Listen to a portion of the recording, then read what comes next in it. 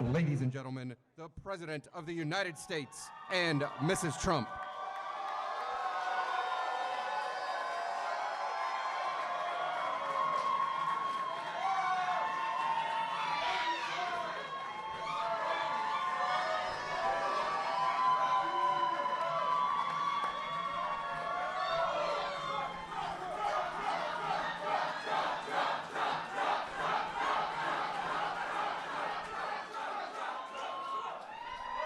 Wow. Thank you very much. Wow, what a good group this is. This is the future. This is the future. True. That's true. The First Lady and I are thrilled to host so many friends and pastors and government leaders, and our stage is being filled up with a bunch of winners like you, because I know you for a long time, Bob. And I want to thank you very much. Special guy, special friend for a long time. To be at the White House to celebrate African American History Month. Do you like the White House, right? This is the place, right? You know that. We're also grateful to be joined by our wonderful Vice President and Second Lady, Mike and Karen Pence. Hi, Mike. Hi, Karen. Mike, come on over here. Come on over here. Get up here, Mike. Come on, Karen. What a job they do. Today we are here to honor the extraordinary contributions of African Americans to every aspect of American life, history, and culture. From the earliest days of this nation, African American leaders, pioneers, and visionaries have uplifted and inspired our country in art, in science, literature, law, film, politics, business, and every arena of national life. The depth and glory of these contributions are beyond measure. You know it, I know it, and everybody knows it. We especially pay tribute to the African American heroes who have sacrificed in the name of freedom, equality, and dignity for all Americans. Thank you. Every citizen alive today and generations yet unborn are forever in debt of the brave souls who stared down injustice and championed the eternal cause of civil rights. We're joined for tonight's ceremony by many distinguished guests, including Surgeon General Jerome Adams. Where's Jerome? Jerome, get up here, Jerome. Come on, Jerome. Thank you very much. Hi, Jerome. Been a little while, huh? Thank you very much. Great job you're doing. I'd also like to thank all of the members of my cabinet who are in attendance. We have a lot of them here tonight, and I want to thank you very much for being here. You're doing a great job. You just take a look at our economy, stronger than it's ever been before.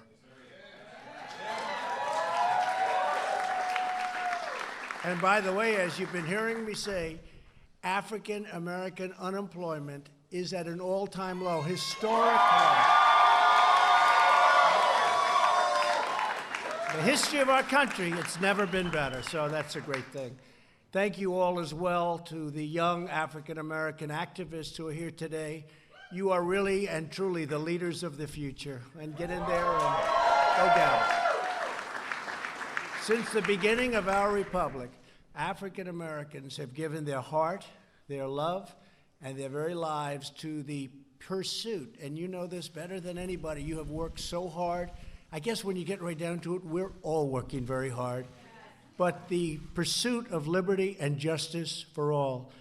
During the Revolutionary War, African American soldiers fought at the Battle of Yorktown and helped our nation gain independence.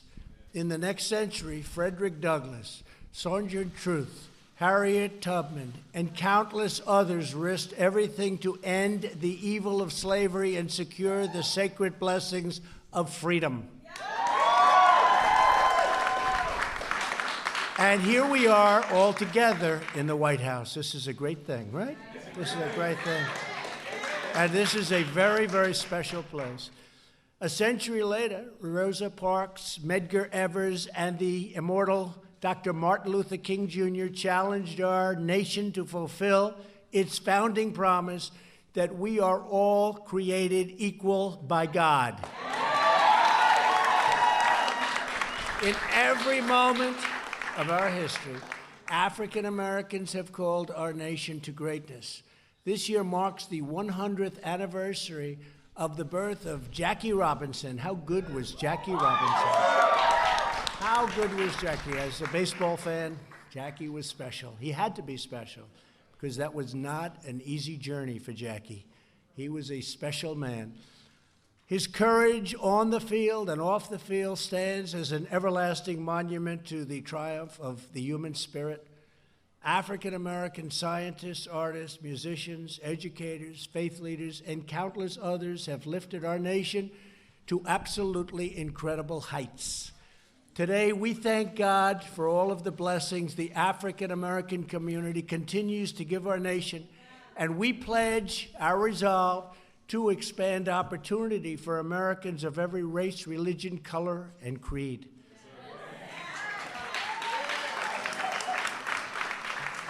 Since my election, we have created 5.3 million new jobs.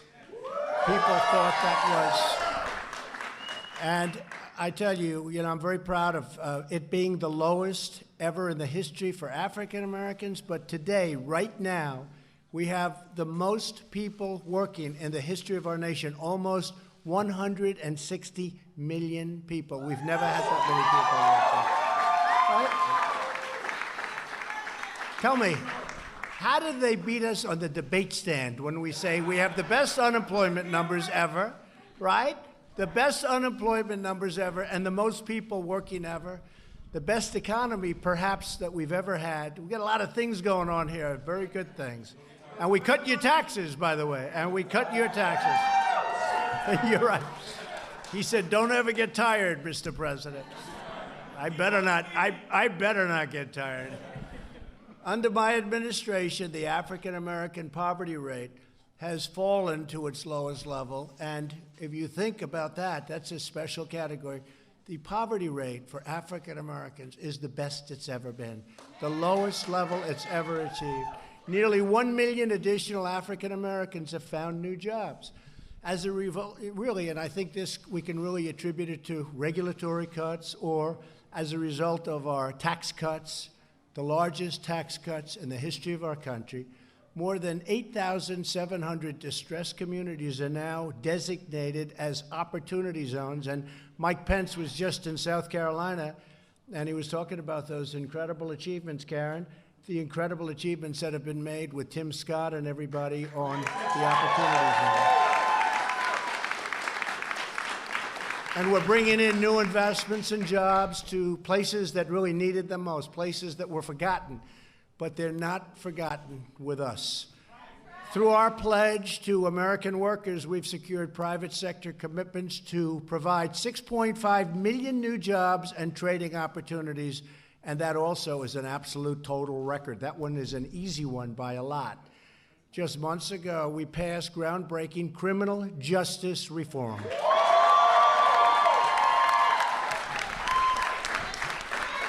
Pastor. We have Pastor Darrell Scott. Will you come up here, Darrell? Darrell, get up here.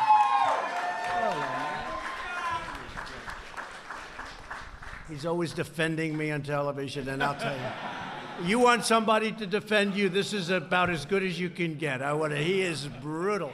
Sometimes they say, you're a pastor, you're the toughest pastor I've. Thank you, Darrell. This long-awaited legislation reform, and it's really the sentencing laws, and nobody thought we could get this done. We worked with conservatives and liberals and those in the middle. We worked with a lot of people, and we got it done. Nobody thought this. They've been trying to get this done for 25 years, but we got it done. Criminal justice reform. The laws are disproportionately, as you know, they harmed African-American communities and far, far greater than anybody else. And it gives former inmates a second chance at life. We are very proud to be joined tonight by a citizen who transformed her life while in prison and is now the first woman to be released under the First Step Act, Catherine Toney. Where's Catherine?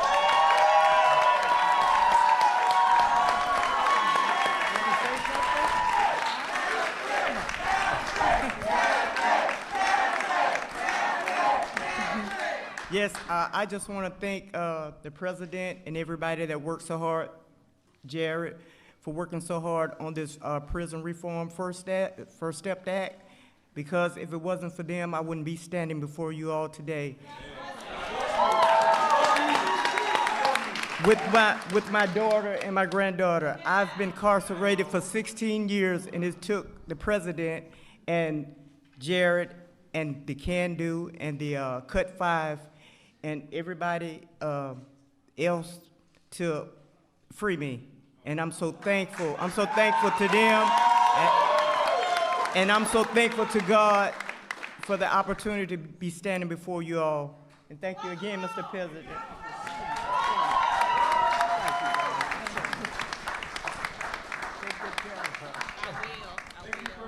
That's so nice.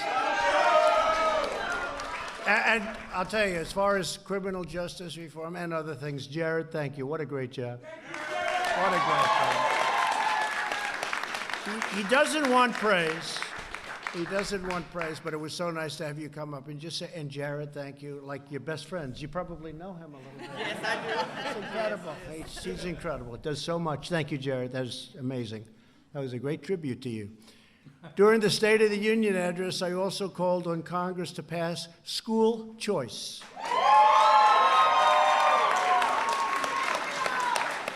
No child should be trapped in a failing school that stands in the way of their dreams.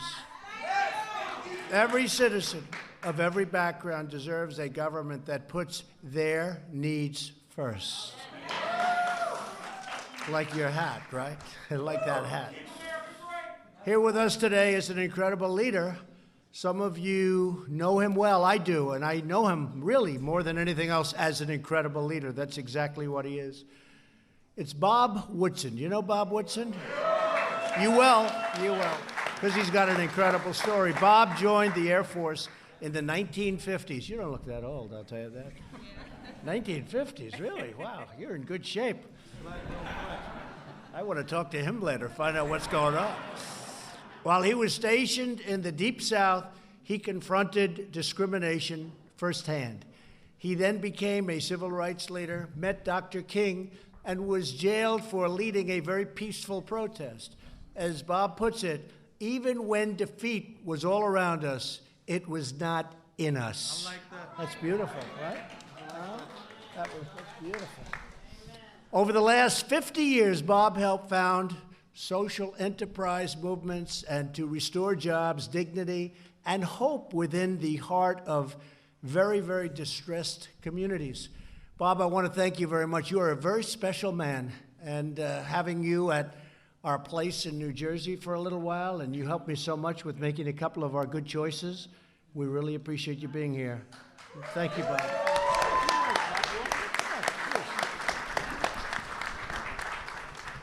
I just want to thank God and also President Trump for turning the tables over in the temples.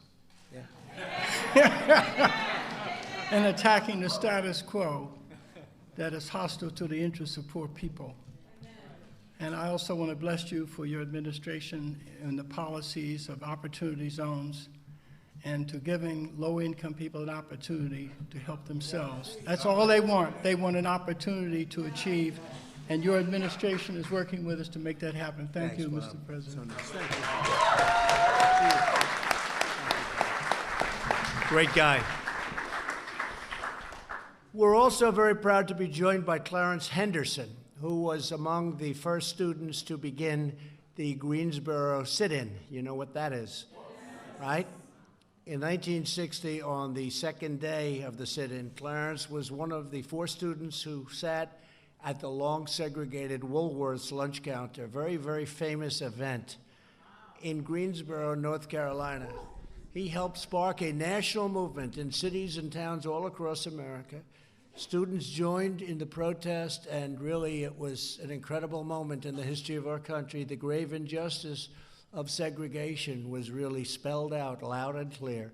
After more than 170 days of protest, the Woolworth lunch counter finally integrated. That was, doesn't sound like such a big deal, Bob, but it was a big, big deal, right? As Clarence has said, it doesn't take many people to make a change. It just takes courage. And Clarence, you have incredible courage, and I want to thank you very much for being here.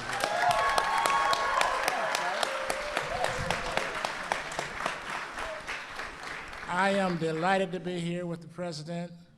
You know, Nehemiah was told by God to build a wall, and that's what you're doing. Thank you. Amen. It is indeed a pleasure to be here with you this evening and to share this great hour and this great time. I continue right now with the Frederick Douglass Foundation for the State of North Carolina and the President, and we're still moving forward to change America and make America great again. Thank you. Thank you very much. Thanks, Larry.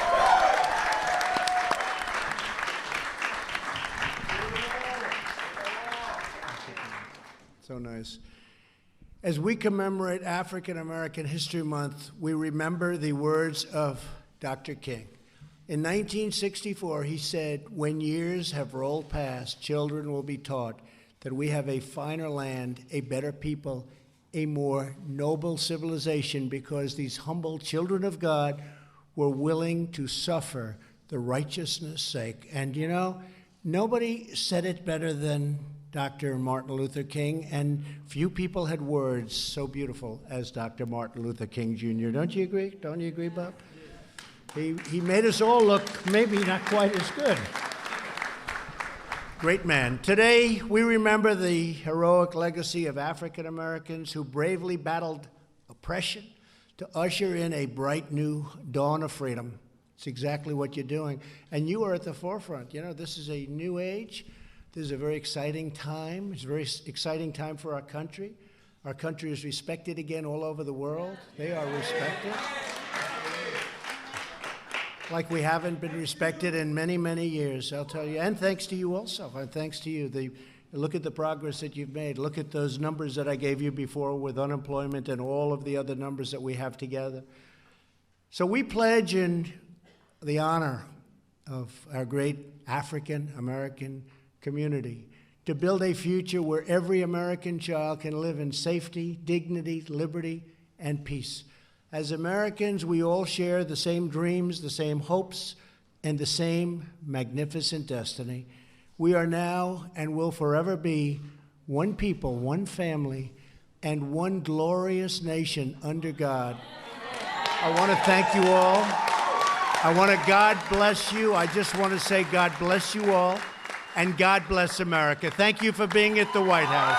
Thank you.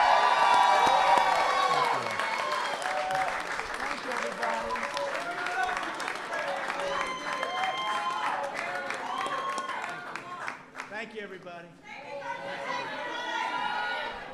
Good.